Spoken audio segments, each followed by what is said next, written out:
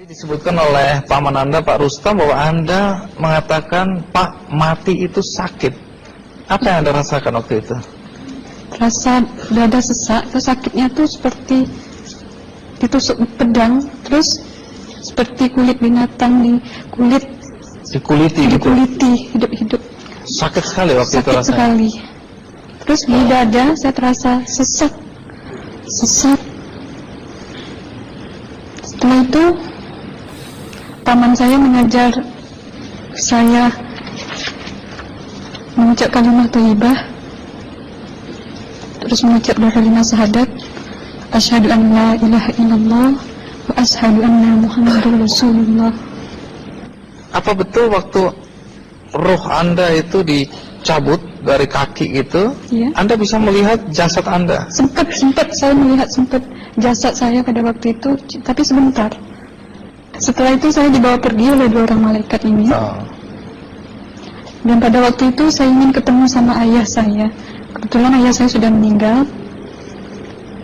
Dan suatu ayah saya meninggal, dia berusia 55 tahun. Setelah saya ketemu di sana, dia tuh berusia muda. Kok muda? Berusia 17 sampai 20 saya perkira. Anda sempat ngobrol dengan ayah? Sempat. Apa yang Anda sampaikan? Waktu itu ayah nangis. Ayah saya bilang, kenapa kamu kesini nak? Pulanglah, di rumah tidak ada orang. Kasihan lihat ibumu dan adik-adikmu. Tidak ayah, janjiku sama Allah sudah sampai. Dan pada waktu itu ayah saya menangis. Lalu apa yang dia ucapkan? Diam aja dia, terus hilang. Kembali ke malaikat tadi, bentuk yang Anda lihat seperti apa malaikat ini? Dia ini laki-laki, tapi mukanya sama semua. Berapa malaikat? 2. 2. Iya. Fisiknya seperti apa? Seperti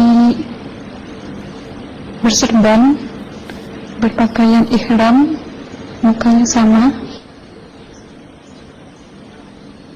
Wajahnya seperti apa? Wajahnya sulit saya gambarkan. Yang jelas dia ini sama, dua-dua itu sama rupanya. Apakah ada ucapan dari 2 sosok yang Anda anggap malaikat itu? Ada. Apa kata mereka? Waktu itu saya mengalami perjalanan spiritual. Saya disoal oleh malaikat itu dengan sebutan ma ayyutuka, siapa Tuhanmu, tanya. Waktu itu ruh saya menjawab, Tuhanku adalah Allah. Siapa pemimpinmu? Pemimpinku adalah Nabi Muhammad Sallallahu Alaihi Wasallam. Mana kiblatmu? Kiblatku adalah Ka'bah. Siapa kedua orang tuamu? Siapa saudara maramu? Terus saya diperjalankan. Setelah itu kedua orang malaikat ini memimpin tangan saya, tangan kiri saya, membawa saya ke satu tempat, menduduki saya di sebuah kursi. Pada waktu itu kursinya tuh empuk, mungkin 8 busanya ya, cantik. Terus di sana saya duduk. Di sebelah kanan saya ada tiba-tiba berwujud seorang perempuan. Dia mengaku amal. Kamu siapa? Kata saya. Aku adalah amalmu semasa kamu hidup di atas dunia. Dan selama kamu di sini, saya akan menemanimu sampai yaumul akhir, itu katanya. Dan pada waktu itu saya melihat perempuan-perempuan solehah berpakaian muslimah, berkerudung, mencium pipi kanan, pipi kiri. Mungkin salam perkenalan pertama waktu menduduki di situ.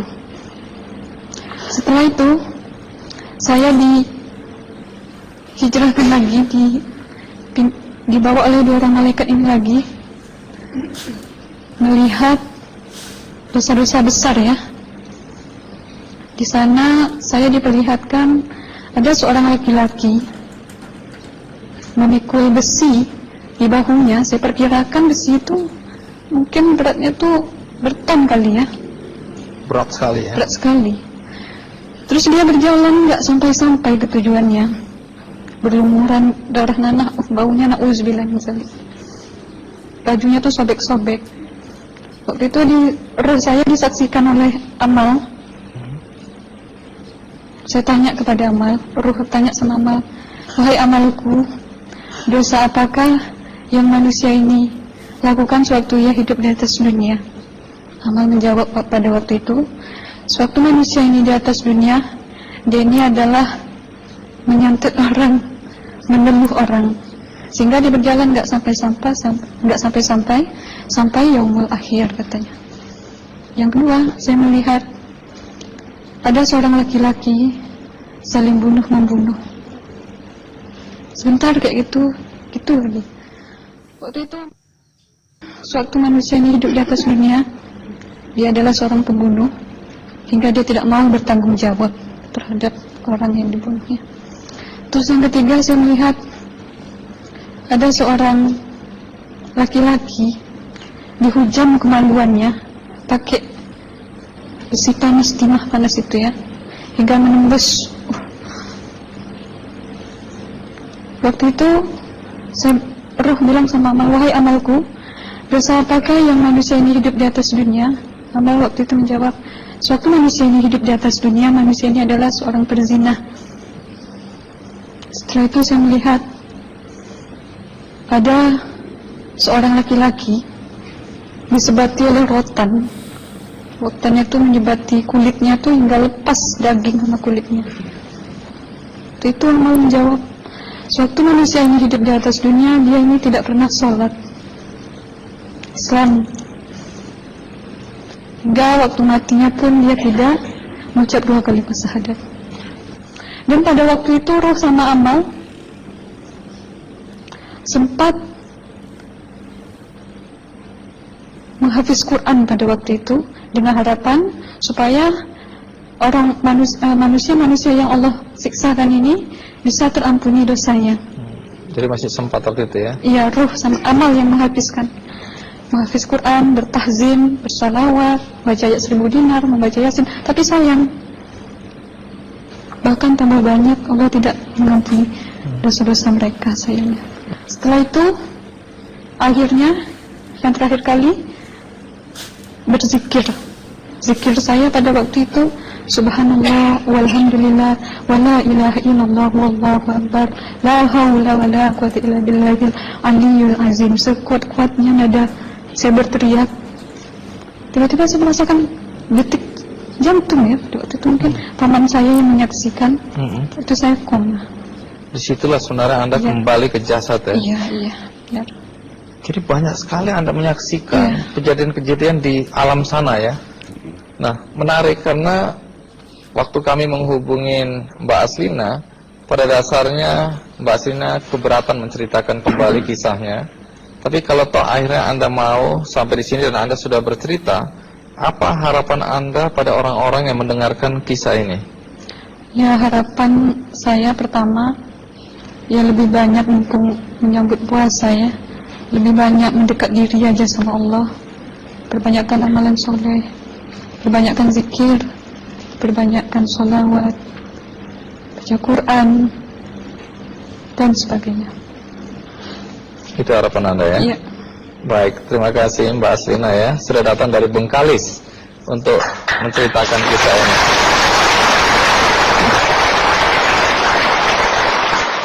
Dua ada Pak Komarudin Hidayat ya, bukunya sangat terkenal yaitu Psikologi Kematian dan Berdamai dengan Kematian. Ini menarik karena di buku pertama itu secara jelas Pak Komarudin mengatakan bahwa dia mewawancarai orang-orang yang pernah mati suri. Nah, boleh tahu apa yang Anda temukan dari pengalaman mewawancarain orang-orang yang pernah mati suri? Ada beberapa istilah yang saya jumpai, yaitu orang yang mengalami keluar dari badan, namanya OBE, out of the body experience. Ini bukan mati suri, tapi orang ya sehat, dia ketika tidur itu bisa keluar dari badannya. Ini kalau dalam tradisi Jawa ada namanya ngerokok sukmo juga ada kan, atau.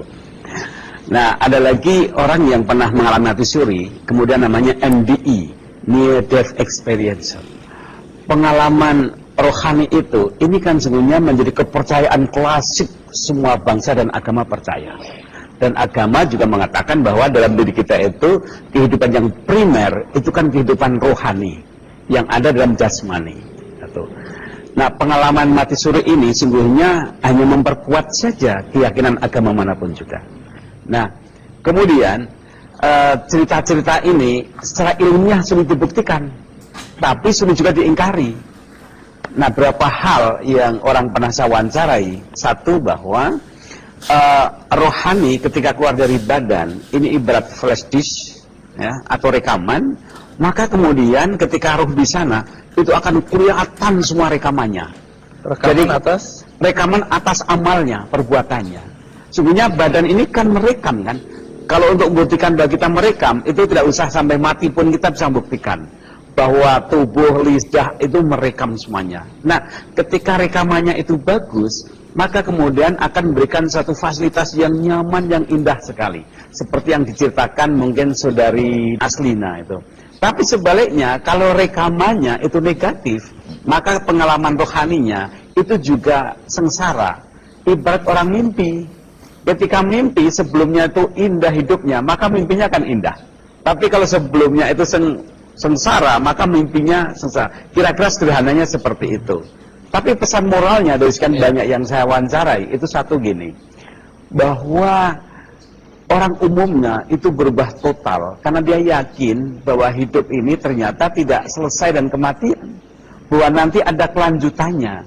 Jadi ada hukum sebab akibat. Maka sekian banyak orang yang merasa wawancarai yang tadinya tidak bayar pajak jadi bayar pajak, ya kan? Dan orang-orang yang merasa menang perkara karena nipu orang, dia kemudian dia malu, dia bertobat, sehingga berusaha dia untuk selalu membuat rekaman kebaikan untuk hidupnya. Nah, ini bagi saya itu believe it or not, tapi ternyata sekian banyak orang yang saya wawancarai itu betul-betul berubah hidupnya. Luar biasa. Ya. Oh, terima kasih Mas Kamarudin.